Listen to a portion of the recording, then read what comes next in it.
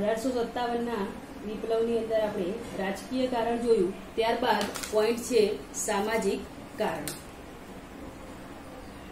બ્રિટિશરોએ હિન્દીઓ પ્રત્યેનું વર્તન અયોગ્ય, અન્યાય અને તિરસ્કૃત બન્યું. તેઓ હિન્દીઓને અધર્મી, સુવર અને ડુક્કર તરીકે ઓળખાવતા હતા. જુઓ, અંગ્રેજોની જે નીતિ હતી બ્રિટિશરોની, બ્રિટિશરો જે હતા એ હિન્દુઓને કયા કયા નામથી સંબોધતા હતા? તો વિધર્મી, અધર્મી, સુવર અને ડુક્કર તરીકે તેમને ઓળખતા હતા. તેથી તેઓ ચડિયાતા બન્યા. આ સામાજિક કારણ અંગ્રેજી કેળવણી તેમજ તાર ટપાલ અને રેલવે જેવા સુધારણા દાખલ થયા. શેમાં થયા? સમાજની અંદર. લોકોમાં ઊંડી શ્રદ્ધા જન્મી.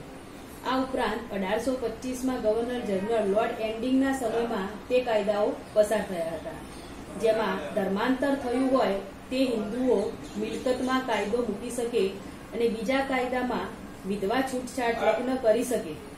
રૂઢિચુસ્ત હિન્દુઓમાં આ રીતે અસંતોષ વ્યાપેલો હતો. હિન્દના શિક્ષિત, યોગ્ય, લાયકાત ધરાવતા વ્યક્તિઓને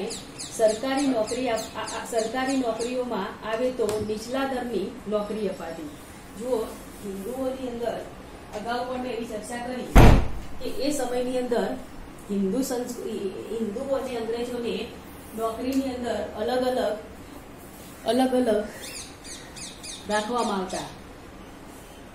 એટલે કે વિધવા લગ્નની છૂટછાટ પણ આપવામાં આવી. રૂઢિચુસ્ત હિન્દુઓમાં આ રીતે અસંતોષ વ્યાપેલો હતો. રૂઢિચુસ્ત હિન્દુઓ એટલે કે જેઓ પોતાના સમાજની સંસ્કૃતિનું ચુસ્તપણે પાલન કરતા હોય, તો એમણે વિધવાઓને જે લગ્ન કરવાની છૂટ આપી એનો જોરદાર વિરોધ કર્યો હતો. અને હિન્દના શિક્ષિત, યોગ્ય, લાયકાત ધરાવતા વ્યક્તિઓને સરકારી નોકરીઓમાં નીચલા દરની નોકરી અપાતી. જે વ્યક્તિઓ ખૂબ ભણેલા હતા, શિક્ષિત હતા, આવા શિક્ષિત વ્યક્તિઓને નીચલા દરની એ લોકો નોકરી આપતા હતા. કેટલાક શિક્ષિત યુવાનો એકાંતમાં રહેવાનું પસંદ કરતા. અંગ્રેજી કાયદા સમાનતાના ધોરણે રચાયેલા હતા. તેના વિશિષ્ટ હકો ભોગવવા જમીનદારો અને કારીગરોને અદાલતમાં સામાન્ય ગણવામાં આવતા, જે તેમને અંગ્રેજો પ્રત્યે ધિક્કાર હતો. હવે હિન્દની જે સામાન્ય પ્રજા છે એ સરકારી કાનૂનો અને વડીલોમાં લાંચ રૂશ્વતખોરીનો ભોગ બન્યા હતા. તેવા લોકોમાં પણ અસંતોષ વ્યાપેલો હતો. બ્રિટિશ સામ્રાજ્યમાં સરકાર દખલ કરી શકશે નહીં. આ પદ્ધતિ મુજબ જે વ્યક્તિને જમીન મહેસૂલ ભરવામાં ઢીલ કરે તો તેની જમીન જપ્ત કરવામાં આવતી. એ સમયે જે બ્રિટિશરો હતા એ બ્રિટિશરોનું મુખ્ય કારણ હિન્દુઓ પાસેથી વધુ પડતું કામ લેવું અને એમની જે જમીન છે એ જમીન મહેસૂલ ભરવામાં આવતું. એટલે કે જમીન મહેસૂલ ઉપર જે પાક ઉત્પન્ન થાય એનો કર લેવામાં આવતો હતો. અને જો એ ખેડૂતો મહેસૂલ ન ભરી શકે, એટલે કે કર ન ભરી શકે, તો એમની જમીનો જપ્ત કરવામાં આવતી હતી. આ સમયે બ્રિટિશરો દ્વારા ઉભો કરેલો વર્ગ અસ્તિત્વમાં આવ્યો અને આવા સમયે બ્રિટિશરો દ્વારા એક વર્ગ ઉભો કરવામાં આવ્યો. લોકોમાં અસંતોષ વ્યાપ્યો અને 1857ના વિપ્લવની શરૂઆત થઈ. બીજું કારણ છે ધાર્મિક કારણ. ધાર્મિક કારણ એટલે જે ધર્મની સાથે સંકળાયેલી વસ્તુ હોય, સંસ્કૃતિ હોય, એ ધાર્મિક વસ્તુ કહેવાય. અને ધર્મની અંદર જુદી જુદી વસ્તુઓ અને જુદા જુદા વ્યક્તિઓનો સમન્વય થયેલો હતો. ધર્મ એ ભારતીય સંસ્કૃતિનો પ્રાણ છે. આપણે સૌ જાણીએ છીએ કે ધર્મ એ ભારતીય સંસ્કૃતિનો પ્રાણ ગણાય છે. પ્રજાની આબાદી અને સુખ શાંતિ ચેડા કરવા, હિન્દીઓની લાગણી દુભાવી વગેરેના અંગ્રેજોએ પ્રયાસો કર્યા.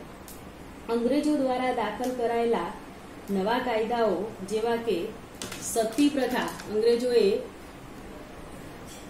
સતી પ્રથા નાબૂદી, વિધવા પુનઃલગ્નની છૂટ, જેમ કે જે સ્ત્રી વિધવા પામી હોય એને ફરીથી લગ્ન કરવાની છૂટ, ધર્મ પરિવર્તન, કે જે વ્યક્તિ પોતાના ધર્મમાં હોય એને ધર્મ ન ગમતો હોય તો એ બીજા ધર્મમાં જઈ શકે છે. વડીલોની માલ મિલકતમાં ભાગ, વગેરે જેવા કાયદાઓએ હિન્દી પ્રજાના મનમાં ને મનમાં એવી શંકાઓ ઊભી કરી કે અંગ્રેજો ભારતમાં ખ્રિસ્તી ધર્મનો ફેલાવો કરવા માંગે છે. એટલે કે જે સમયે ભારત દેશ અંધશ્રદ્ધામાં ડૂબેલો હતો, અંધશ્રદ્ધામાં માનતો હતો, રૂઢિચુસ્ત સમાજ હતો, તો આવા સમયે અંગ્રેજોનું એક સરાહનીય કાર્ય એવું હતું કે તેમણે સ્ત્રીઓ માટે સારા એવા કાયદા બનાવ્યા હતા. એટલે કે આની અંદર જે મુખ્ય છે સતીપ્રથા નાબૂદી, વિધવા પુનર્લગ્નની છૂટ, ધર્મ પરિવર્તન, વડીલોની મિલકતમાં પુત્રને હક વગેરે જેવા કાયદાઓ એમણે પસાર કર્યા. માટે રૂઢિચુસ્ત જે પ્રજા હતી કે જે આની અંદર માનતા ના હતા, એવા લોકોને એવું લાગ્યું કે અંગ્રેજો આ બધા કાયદા લાવીને આપણી સંસ્કૃતિનો ભંગ કરવા માંગે છે અને ખ્રિસ્તી ધર્મનો ફેલાવો એટલે કે પોતાના ધર્મનો ફેલાવો કરવા માંગે છે. ખ્રિસ્તી પાદરીઓ શાળાઓ, કોલેજો, દવાખાના અને સરકારી ઓફિસો વગેરે જગ્યાએ જઈ ખ્રિસ્તી ધર્મનો પ્રચાર કરતા હતા. આ ઉપરાંત જેલોમાં સમૂહ ભોજનની વ્યવસ્થા ઊભી કરી. આથી